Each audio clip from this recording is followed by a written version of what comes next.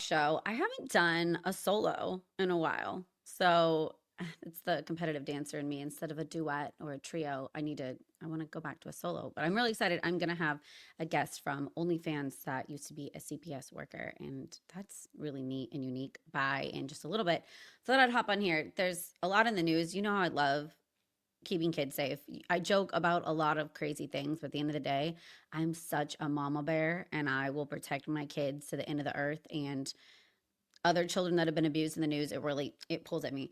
So baby Emmanuel, that acting was horrible. That acting would not win an Academy Award anywhere.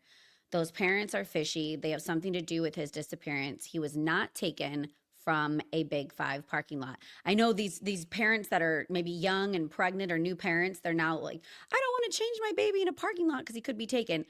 It's super rare that someone out of left field just pops up and tries to take your baby in the middle of the day. It didn't happen. She has an old black eye. She had fake hyperventilating.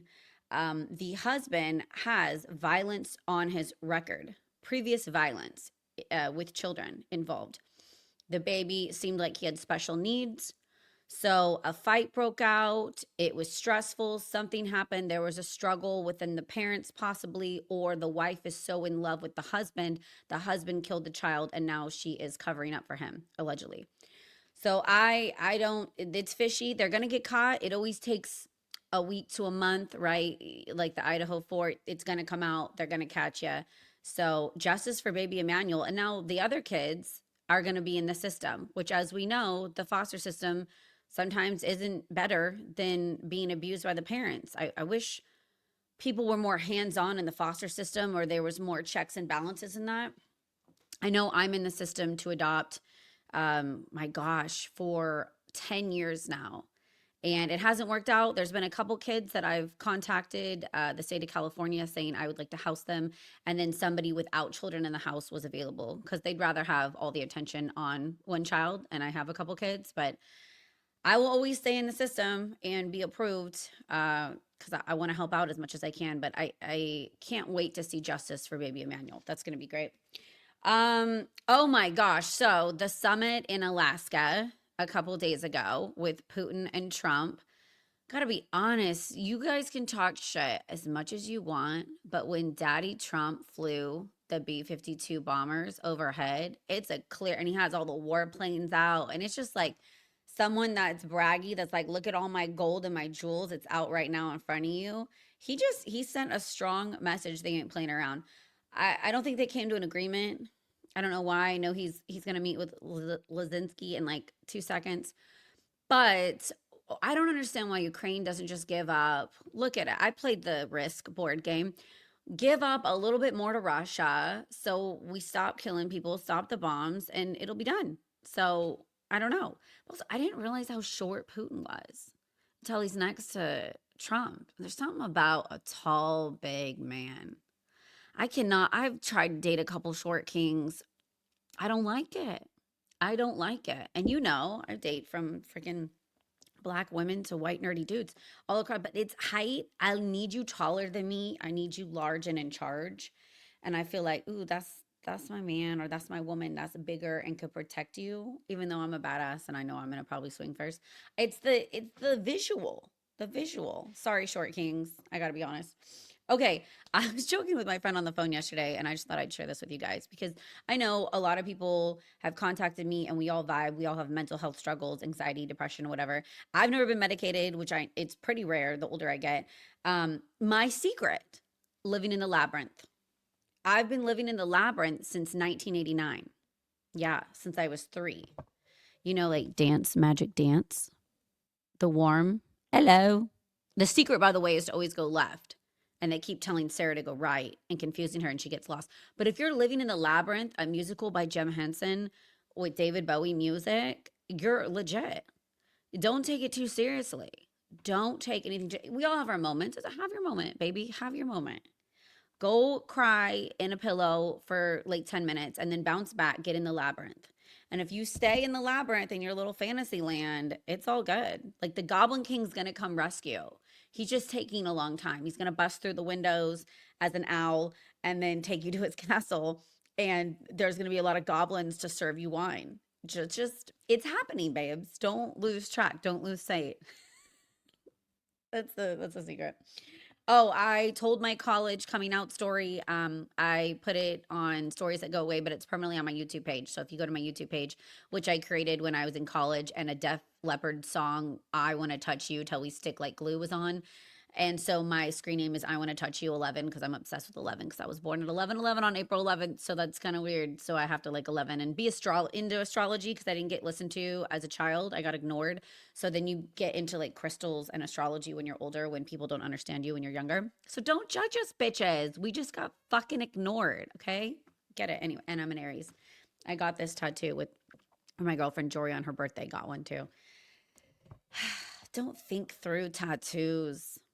Oh, I remember when Kim Kardashian says, "Honey, would you put a bumper sticker on a Bentley?" Sweetheart, I'm a Honda Civic. Fill me up with the bumper stickers. I'm ready to get a neck tattoo or a face tattoo. That's where I'm at next. Okay, so another story in the news, which really bummed me out because I'm a wino. You know, I've worked in the wine industry for a long time. I'm back at a new bar though, and it's golfing and it's really cool. But not to get off topic, which I'm good at, wine, every single bottle of wine now, red, white, all kinds, has tested positive for high amounts of pesticides. I don't know if I should be concerned. I'm slowly poisoning myself, not only with alcohol, but with pesticides, or if I should be excited the pesticides are killing bugs in my guts. Maybe they're killing things inside of me that shouldn't be alive, like my huge, beautiful heart, it's too passionate. So I'm not going to stop drinking wine. Might slow down a little bit, might go back to my Jack and Cokes, but my Jack and Cokes in LA days and Rainbow Bar days, oh my gosh, it was too much. By the way, anyone, I have a love-hate relationship with LA. Like I love it, but it's too dangerous for me and I don't know if I can handle living there again, but I like to visit it. But I'm so into small cities like Sacramento where there's a little bit of trouble, I can find it. And also, I'm the big fish, right? Like if a band comes and tours in Sacramento, I'm the go to. I've been in the business the longest in Sacramento. You're going to interview with me. You're going to give me the backstage passes. I am the Sacramento go to. When I'm in LA, I'm competing against K Rock and Jose on XM. I'm competing against these people that are going to get the backstage passes and going to get the interviews. And, you know, not that I still can't hustle and do my thing, but do you guys, what do you think? Do you like to be the big fish in a little pond, or do you like to be the little fish in a big pond where there's potentially more opportunity to grow, but also more competition? Let me know. Let me know in the comments what you guys like to do. Aftershock. It's coming. Like that guy that's like, I'm almost there. I'm almost there. It's coming. And your jaw's sore. Aftershock is coming. Like I do a lot. 2025. I'm so excited. I started with DWP, Danny's Aftershock, in 2014 when it first got off the ground. It was a little 2-day festival with a couple bands. It's 4 days. Blink 182. It's like a punk pop the first day. And then we're going local with Tesla on Friday. I just heard a really funny Tesla story, by the way, by comedian Dean. And he's going to come by my podcast in September. I know like the lead singer of Tesla used to drink a lot, so it was really cute. Saturday is really great too. We got Chevelle. And then Sunday is my dream goth rock because I was such a little goth kid, like 13, 14, 15. And so all my Manson and Motionless and Wide and Zombie, they're all going to be on Sunday. So I'm going to try not to schedule a lot of interviews on Sunday backstage. I'm going to try to be out in front of the stage enjoying my little midlife crisis like I'm a teenager again. So come to Aftershock. Get your tickets now. It's only $1 down. So don't worry about the price. There's a VIP this year that's going to have snacks, cocktails, and an elevated stage. So you're above everybody, really high up, and you've got a great view of the band. You're not down with the pores. You know what I mean? The pores on the lower level. And guess what? Media gets to go in VIP too. So you're going to see your girl up in that state. But I'm not going to lie. I like to be with the pores. I like to be in the mosh pit still. So you're going to see your girl crowd surfing in the mosh pits on Sunday. I better wear pants. I just realized that. I think I got to wear pants now. My outfits are so fun though for Aftershock this year. I can't wait to show you guys. October 2nd, 3rd, 4th, and 5th, aftershock.com. Get your tickets now. Next, a guy proposed to an AI bot. She said yes. So on the news, it sounds so, the AI bot is, I'm so excited. This is the best moment of my life. I don't get it. It's why I don't even like vibrators and toys. Obviously, I've tried everything. I'm extremely open minded. It's not my thing. I like real human connection. Real human connection.